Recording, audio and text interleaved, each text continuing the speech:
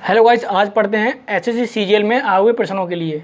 अभी जो SSC CGL का पेपर चल रहा था उनमें ये प्रश्न पूछे गए थे और ये प्रश्न जो है आपका एसएससी एमटीएस का पेपर होने वाला है, उसमें भी ये प्रश्न आपको पूछ सकते हैं। तो प्रश्नों को सॉल्व करते हैं, देखते हैं पहला प्रश्न क्या है। तो एक त्रिभुज दे रखा था और एक त्रिभुज में क्या था, ए जो है बाइसेक्ट कर रहा था और डी BC पर आकर मिल रहा था और डी पॉइंट पर मिल रहा था। तो बाइसेक्ट करना मतलब दो बराबर बराबर हिस्सों में बांट देना। अगर ये 90 डिग्री कोण होता है तो 45 डिग्री का इस साइड में, 45 डिग्री ये कोण इस साइड में। और ये बाइसेक्ट कर रहा था और यहाँ पर क्या कर रहा था, 90 डिग्री कोण बना रहा था।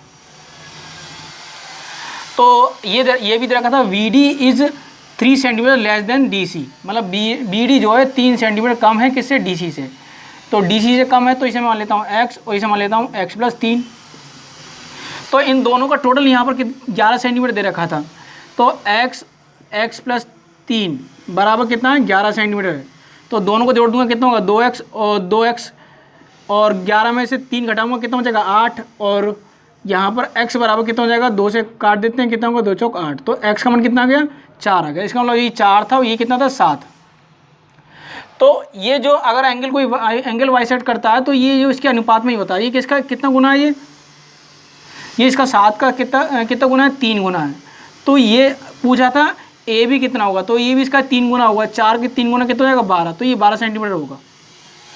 अगला क्या दे रखा था, एक खोखला बेलन दे रखा था और एक त्रिज्या दे रखी थी 3 सेंटीमीटर और दूसरी त्रिज्या दे रखी थी 2 सेंटीमीटर। आयतन पूछा था। तो खोखले गोले का आयतन होता है 4/3 πr3, 4/3 πr3। और R जो होती है 2 दे रखी, तो यहाँ पर R1 का Q और R2 का Q ये हो जाएगा। तो 4/3 पाई RQ का Q मतलब 3 का Q और R2 का Q दे रखा है तो 2 का Q। 4/3 पाई ऐसी रहेगा, 3 का Q कितना हो जाएगा 27, 2 का Q कितना हो जाएगा 8। 4/3 पाई 27 में से 8 घटाएंगे कितना हो जाएगा आपका, 19 बचेगा। तो 19 की 4 से गुणा करेंगे, 19 चौक 76, 76 π/3 ये था। इसका आंसर ये था। अगला देखते हैं, MP दे रखा था 27 20 दे रखा था, डिस्काउंट दे रखा था 20 सेंटीमीटर और आपका यहाँ पर L दे रखा था 15 सेंटीमीटर। CP पूछ रहा था। तो एक रेशो होता है CP और MP का। CP निकालना है तो CP में से हमेशा हम डिस्काउंट घटाते हैं, मतलब 100 मान लेते हैं CP के लिए और इसमें से डिस्काउंट घटा देंगे, कितना बचेगा आपका, 100 में से 75 घटाएंगे, 25 घटाएंगे, कितना होगा आपका 75 बचेगा। और MP में क्या करेंगे, जो लॉस हुआ है लॉस के लिए घटा देते हैं, अगर प्रॉफिट है तो जोड़ देंगे। तो यहाँ पर लॉस हुआ है तो कितना हो जाएगा 85, 15% घटा देंगे। तो यहाँ पर 5 से कट जाएगा, 5 एकम 5, 5 25, इसे काटेंगे, 5 एकम 5 और 5 7 35। तो यहाँ पर ये MP दे रखा है तो 17 बराबर दे रखा है आपका 27 20। तो 1 बराबर कितना हो जाएगा 27 20 बटे में 17। और हमसे पूछ रहा है CP का अनुपात कितना है 15। काट देंगे, 17 एकम 17, कितने बचे आपके 10 बचे, 102 का 17 छक्का 102। अब 15 से गुणा कर दूं, 15 छक्का 90, 15 एकम 15, 15 और 9 24, 2400 आएगा इसका। CP कितना आएगा 2400। अगला देखते हैं क्या है, एक ट्रेन की स्पीड दे रखी थी 72 किमी घंटे में दे रखी थी। एक खंबे को 20 सेकंड में पार करती है। तो ये सेकंड में दे रखा है, ये घंटे में दे रखा है। पहले हमें एक जैसा बनाना पड़ेगा। करती है तो 200 मीटर लंबे प्लेटफार्म को कितने समय पार करेगी। तो सबसे पहले ये दोनों ये भी सेकंड में, इसे भी सेकंड में बदल लेते हैं। सेकंड बनाने के लिए स्पीड को क्या करेंगे हम 5/18 से गुणा कर देते हैं। तो 5/18 से गुणा करेंगे, 18 कम 18, 18 चौक 72, तो कितना हो गया 20 हो गया। तो स्पीड कितनी हो गई 20 मीटर सेकंड हो गई।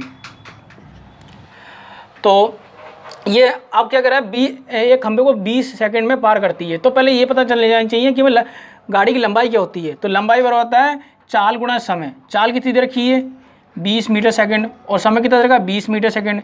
20 की 20 से गुणा करेंगे 400 आएगा आपका, 400 आएगा। 400 मीटर लंबाई होगी तो 400 मीटर लंबाई हो गई इसकी। और अब हमें कह रहा है 200 मीटर प्लेटफार्म को कितने समय पार करेगी। तो दोनों जुड़ जाएंगे। तो 400 + 200 कितना हो जाएगा आपका 600 कह रहे हैं।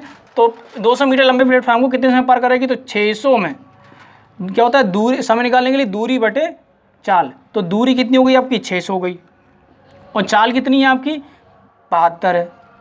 तो मीटर, ये इसे मीटर सेकंड में बदल लेते हैं, कितना होगा आपका 5/18 हो जाएगा। 18 से गुणा, 18 से काट देंगे, 18 चौक 72, 5 से काटेंगे 5 का 5, 5 दूनी 10, इससे काटेंगे 5 3 4 3 12, 30 सेकंड आया। कितना, 30 सेकंड में वो 200 मीटर लंबे प्लेटफॉर्म को पार करेगी। अगला था, ये बहुत ज़्यादा प्रश्न पूछा जाता है आपका CGL में। एक त्रिभुज दे रखा है, एक साइड का 62 सेंटीमीटर, 62 डिग्री एक एंगल दे रखा था, बी एंगल जो था 62 डिग्री दे रखा था, और सी एंगल 36 डिग्री दे रखा था। एक लंब था वो BC पर आकर मिला था, वो D पॉइंट कहा गया था। और जो 90 डिग्री होता है वो बड़े वाले के एंगल के पास होता है। और एक ये लाइन दे रखी थी, ये इन दोनों के बीच का कोण पूछ रहा था।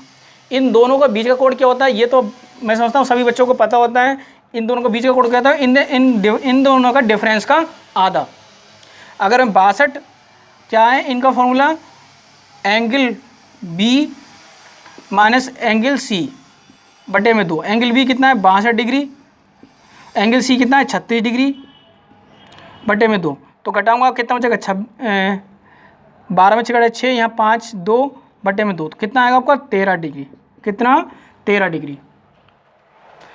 आज के लिए इतना ही रखते हैं, और भी जो आगे मैं SSC CL के क्वेश्चन कराऊंगा आपके लिए। MTS का पेपर होगा, तो MTS के जितने भी पेपर होंगे मैं आपके लिए सब सॉल्व कराऊंगा।